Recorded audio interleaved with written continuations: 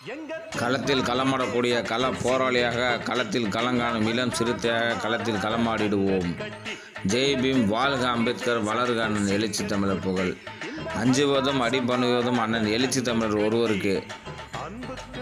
களத்தில் களங்காணும் இளம் சிறுத்தையாக தொடர்ந்து பயணங்களை மேற்கொள்வேன். பொறியாளி இளஞ்சிறுத்தை எழுச்சி பாசன மாவட்ட துணை அமைப்பாளர், திருச்சி.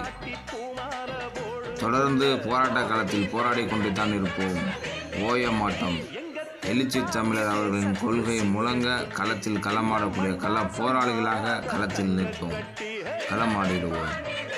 தொடர்ச்சியான பயணத்தில் மேற்கொள்வோம். ஜெய் பீம்.